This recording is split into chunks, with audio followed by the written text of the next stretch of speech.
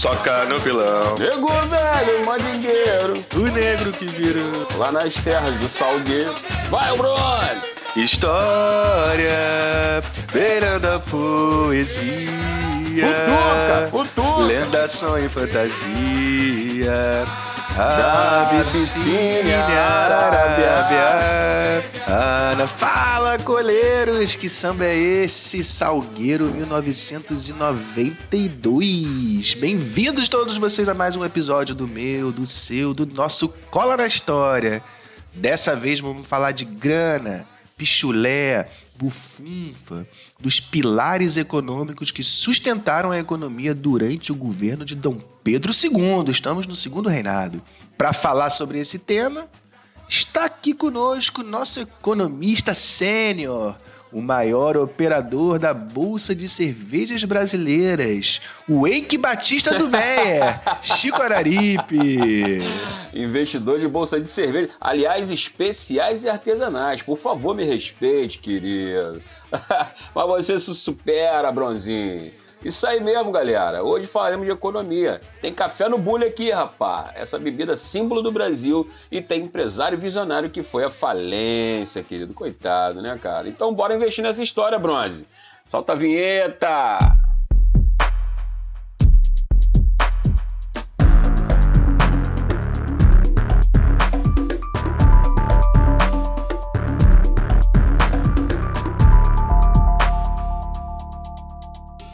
Chicão, nenhum governo, se sustenta sem uma economia que lhe dê suporte. E no caso do governo de Dom Pedro II, a agroexportação continuava a ser a base da nossa economia. Mas um novo elemento começava a se destacar na pauta das nossas exportações. Fala um pouquinho pra gente sobre o café e da sua importância para o Brasil. Pois é, Bronze, essa planta maravilhosa e suas propriedades foram primeiro descobertas no continente africano, ali pela Abissínia, Etiópia, na região de Cafa. Daí uma das origens do nome café. O pastor que observou, cara, que suas cabras se amarravam naquela frutinha vermelha e depois que comiam, cara, eles ficavam mais espertinhas, cara. O cara resolveu experimentar e levou para outras pessoas experimentarem também, rapaz. A frutinha, rapaz, se popularizou por suas propriedades estimulantes, tá ligadão, Bronze? Tô ligado, cara. Daí a planta se transformou em bebida, cara. Viajou pra Arábia, ganhou a Europa e chegou à América trazida pelos holandeses e franceses que produziam nas respectivas Guianas, aqui fronteira com o norte do Brasil. Foi de lá, cara, que o médico luso-brasileiro Francisco, cara, que nome lindo, cara. Francisco Manuel Palheta trouxe as primeiras mudas para o Pará e de lá os primeiros indícios da planta produzida aqui no café no fim do século XVIII. Percebi, a história que a gente estava cantando ali no samba no início do nosso episódio. Tem até uma marca que se chama Palheta, Alô, Palheta! Pois é. Olha a propaganda aí. Você é antigo, hein, cara? Café Palheta, isso aí, cara. Mas foi aqui no Sudeste, Bronzinho, que o café passou de uma planta doméstica, para se transformar na mais rentável cultura de exportação do século XIX. Tem aquele lance, que foi muito produzido aqui nos Morros da Tijuca, bem próximo ao centro da cidade do Rio de Janeiro. Bem próximo mesmo, cara. Ali perto do maciço da Tijuca, no atual bairro do Alto da Boa Vista, se produziu bastante café, Bronze, desde os tempos da corte de Dom João, que foi instalada aqui no Rio de Janeiro. Os fazendeiros ganharam terras naquela região e o plano era o seguinte, cara, destruir a floresta, vender o carvão vegetal para a cidade e plantar o café. O problema é que a produção, a plantação se espalhou tanto por aquela região que começou a prejudicar as nascentes de água e provocando assim o desabastecimento da cidade. Um problema crônico aqui do Rio de Janeiro no século XIX, porque a grande maioria dos rios vinham aí do maciço da Tijuca. Só em 1861, já na segunda metade do governo de Dom Pedro II, é que observou-se o reflorestamento dessa região, dando lugar ao que hoje é a Floresta da Tijuca, uma das maiores florestas em áreas urbanas do mundo. É verdade, o Dom Pedro II era um ambientalista, Naquela época ali ele já reflorestou toda a cidade do Rio de Janeiro e hoje a gente pode, com essa consciência ecológica que ele teve na época, usufruir um pouco de trilhas e cachoeiras aqui na maior floresta urbana do mundo. Boa, verdade, cara, que espaço maravilhoso que a gente tem ali. No mesmo período, cara, né, voltando aqui pro café, né, Brasil? No mesmo período em que o café foi plantado aqui pelo maciço da Tijuca, ele passou a ser produzido também no Vale do Rio Paraíba, no interior daqui do Rio de Janeiro, a partir ali mais ou menos da década de 20. As cidades como da região, né, como Vassouras, Volta Redonda, Barra do Piraí, Piraí, Barra Mansa, Resende e outras regiões como Nova Friburgo e Cantagalo espalharam os cafezais pelos estados de Minas Gerais e São Paulo. Essa extensão de área, Bronze, plantada praticamente em faixa contínua pelas cidades e acabando interligando os estados do Rio de Janeiro, Minas Gerais e São Paulo, é conhecida, é o que a gente chama de Marcha do Café. E havia mercado, Chico, para comprar isso tudo que era produzido? Pô, cara, boa pergunta, Bronze, já que, né, era uma extensão gigantesca, né, de cafezais aqui pela região sudeste. Mas havia sim a Revolução Industrial que se espalhava pela Europa, ganhava outros países, transformava as sociedades cada vez mais em sociedades urbanas, né, lá na Europa, e o desenvolvimento dos Estados Unidos, que recebiam grandes levas de imigrantes durante o século XIX, também cresciam com seu território, faziam do café uma bebida muito apreciada, uma bebida muito consumida. Portanto, atenção, é para esses mercados aí que o café era principalmente destinado para o mercado europeu e estadunidense. Todo mundo queria aquele cafezinho gostoso, Bronzinho. É mesmo, aquele cafezinho brasileiro, né? Quero café! Quero café! Quero café! Café! É! Mas eu imagino, Chico, que junto da produção cafeeira também tenha se desenvolvido no entorno dessas áreas produtoras uma infraestrutura de apoio à produção, certo? Certíssimo, Bronze. A riqueza produzida pelo café provocou a formação de uma nobreza ligada ao produto, os famosos barões do café, que construíam suas imensas casas com um requinte, comprando produtos importados e alimentando um comércio bastante fluente nessas regiões. Também houve abertura de estradas por onde se escoava a produção, inicialmente por mula, cara. E a partir de 1850, foram criadas as primeiras ferrovias que traziam café até o porto do Rio de Janeiro, escoavam a produção, né, das áreas de produção até o porto do Rio de Janeiro, que também teve que passar por um processo de ampliação e modernização para dar vazão a essa produção. Toda essa infraestrutura, posteriormente, cara, ajudou a desenvolver a industrialização no Brasil, isso mais para o final do século XIX. E a mão de obra empregada na produção do café, como é que era, Chico? Adivinha, Bronze? Ah, Principalmente de escravizados, né, cara? A cultura do café aumentou em muito a demanda pela mão de obra escravizada que tinha o Rio de Janeiro como principal porto de entrada, né? Ou seja, o sistema de produção de café nessa região era a velha plantation, que reúne aqueles velhos aspectos, né? A monocultura, ou seja, um único produto sendo produzido, o trabalho escravo, o latifúndio e a produção praticamente toda voltada para exportação. e os imigrantes europeus na produção do café, não tem a participação deles de trabalho assalariado e etc? Verdade, cara. Vamos chegar lá. Vamos falar disso agora. A Marcha do Café, cara, acabou entrando, né, em espaço contínuo de plantação, de produção pelo estado de São Paulo e chegou ao oeste de São Paulo, o lugar da fértil e bastante produtiva Terra Roxa. Para lá foram trazidas as primeiras famílias de imigrantes para trabalhar nas fazendas de café da região na década de 1840 no sistema de parceria. Os barões do café contratavam famílias, né, que seria uma forma, controlavam famílias e não imigrantes sozinhos, porque era uma forma mais fácil de controlar, e pensavam os barões, de controle sobre os atos de rebeldia que poderiam acontecer. Por que, cara, rebeldia, né? Vamos voltar aí. Esse sistema, no sistema de parceria, as famílias imigrantes recebiam um adiantamento para os custos de viagem. E quando chegavam, cara, tinham que trabalhar a terra para dividir a produção com o proprietário. Lógico que com o tempo, né, as dívidas ficavam absurdas e impossíveis de serem pagas. E os imigrantes se viram numa grande cilada, meu amigo. Ou seja, A entrada de imigrantes não alterou a forma que o fazendeiro estava acostumado a lidar com a mão de obra e agora pretendia prender o trabalhador, né, o imigrante assalariado, através de dívidas e da vigilância.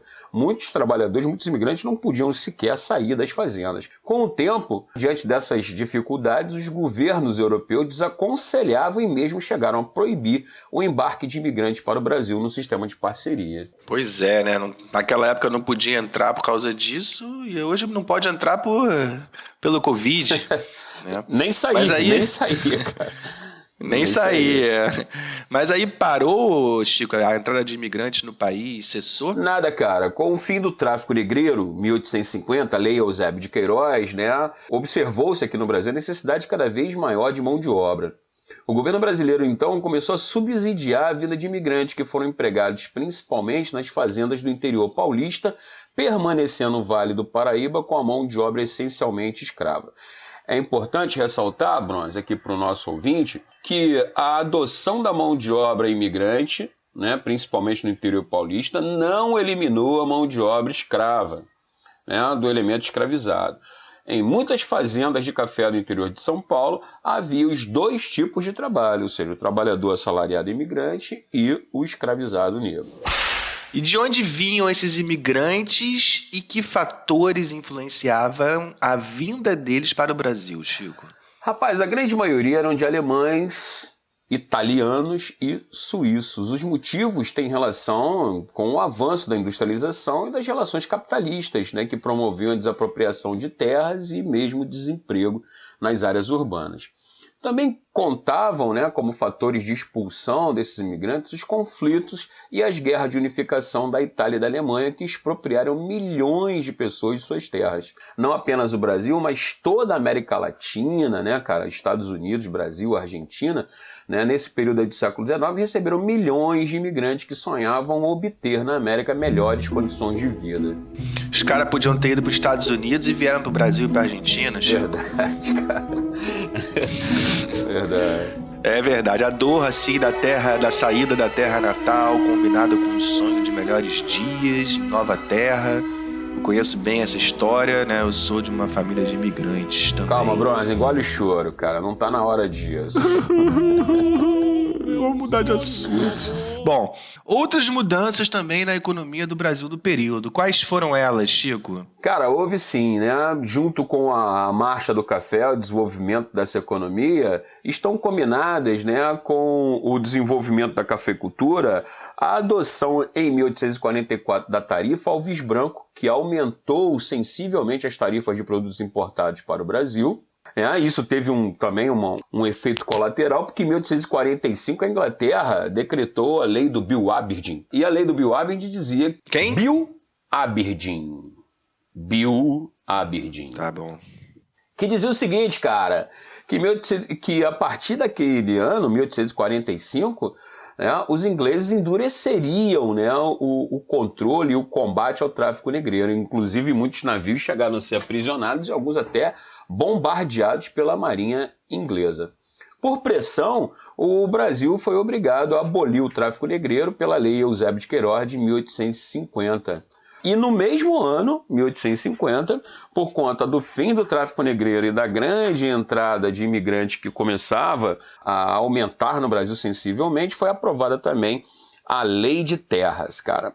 A Lei de Terras foi um ponto, cara, que a gente considera que um dos maiores fatores do não desenvolvimento do Brasil comparado com os Estados Unidos. Porque por essa Lei de Terras se dificultava ao máximo a acessibilidade a terras a pobre. A Lei de Terra dizia que só pela compra em dinheiro você poderia ter acesso à terra, ou seja, se dificultava ao máximo o acesso à terra no Brasil. Passava a se ter também o certificado de propriedade da terra, ou seja, acabavam as terras devolutas, tudo deveria ser comprado. E, Chicão, quem era o Eike Batista da época aí, que se aproveitou das novas tarifas, do fim do tráfico negreiro, onde conseguiu enxergar as novas oportunidades? Ô, meu cara, já tá começando a tocar musiquinha, escuta aí, tá chegando ele, cara, ó. Pô, essa abertura aí, né, de programa de magnata, cara. Tá chegando ele. Irineu Evangelista de Souza, o famoso Barão e mais tarde Visconde de Mauá, cara, o maior, o mega, o visionário empreendedor do Império, o cara que reuniu sob suas posses, cara, uma fortuna de mais de 12 milhões de libras esterlinas, cara, quantia que era maior que o orçamento do Brasil para um ano, brother. Era muito brilho, cara. Pô, dá vontade de sair dançando. Estoura champanhe, Bronze. Vamos sair por aí. Esse é o cara, né, Chicão? Barão de Mauá. Tem até a conhecida Era Mauá. Fala pra gente um pouquinho dessa Era Mauá aí, pra gente poder fechar esse episódio sobre a economia do Segundo Reinado. A Era Mauá foi o surto industrial protagonizada pelo Barão de Mauá, né? Irineu Evangelista de Souza, o grande empresário do Império. Sozinho, cara, esse cara investiu em bancos, né, o setor financeiro, em obras públicas, tinha uma fundição para a produção de ferro, ele construiu ferrovias, aliás, a primeira ferrovia do Brasil, Porto Estrela, a Raiz da Serra, aqui de Magé até a subida de Petrópolis, foi ele quem construiu. Ele também possuía linhas, né, de navegação entre a região sudeste e o norte do Brasil, além de ser um grande criador de gado. Ou seja, um camarada que foi um grande investidor do Império. Agora, ele também atraiu muitos inimigos nesse seu processo de crescimento, que é normal, né, Bronze? O que você acha, cara? Sim. Ele se colocava, cara, como sendo um camarada liberal num país escravocrata, né? Defendia o fim da escravidão, defendia um Estado mais liberal, inclusive teve parcerias com o Estado brasileiro, investiu em obras públicas, em obras de infraestrutura, como a iluminação da cidade do Rio de Janeiro, como a canalização de água, e acabou sofrendo uma forte oposição dos setores mais conservadores do Brasil. E que fim levou ele, Chico? Pois é. A imprensa, basicamente, começou a colocar que o Mauá ele era uma figura mais proeminente que o próprio imperador. Isso acabou gerando algum tipo de ciúme no nosso queridíssimo imperador. Dizia-se na época que o Brasil tinha um imperador, mas havia um rei, e esse rei era exatamente o Mauá. E você vai conhecer um rei que enfrentou o Império. Eu sou o Barão de Mauá. Cara, os problemas que levam, né, à falência do Mauá estão diretamente ligados à Guerra do Paraguai. O Mauá também era o maior credor do Uruguai. O principal banco do Uruguai, né, e aliás até o Banco do Brasil, foi reaberto pelo Mauá. E quando começou a Guerra do Paraguai, a situação na região ficou muito ruim, porque o Uruguai deixou de pagar os diversos empréstimos que o Mauá cedeu àquele país. De outra forma, o próprio Império Brasileiro deixou de pagar também as obras de infraestrutura ao Mauá. Fora isso, a concorrência internacional. O Mauá ele tinha ligações com o mercado internacional que não queria ver aqui no Brasil crescer um empresário que fizesse concorrência ao imperialismo inglês. Diversas obras do Mauá foram sabotadas, né? Construção de ferrovias, a própria fábrica de ferro dele aqui no Rio de Janeiro pegou fogo de forma misteriosa e os calotes dos governos acabaram levando à falência do Mauá. Ou seja, de maneira geral, Bruno, a gente pode acreditar o seguinte: o Mauá era um empresário liberal dentro de um país escravocrata e conservador. Muito bem, Chicão, falando aqui um pouquinho sobre o Eike Batista, né, da época do Segundo Reinado. Hoje conversamos bastante aqui sobre a economia do período de Dom Pedro II, um tema também muito importante. Nós vamos nos despedindo aqui de todos vocês, lembrando que estamos aí presente com nossos testes rápidos, com os nossos games, visita o nosso site, tem muita coisa boa vindo por aí, né, Chicão? Verdade, Bronze. Acessa lá, cola na história e não perde a gente do seu radar. Fica ligado, galera. E vamos terminar de novo com o Salgueirão 92. Soca no pilão, Chicão? Soca no pilão. Negro velho, mandingueiro, o negro que virou lá nas terras do Salgueiro. História. Futuca.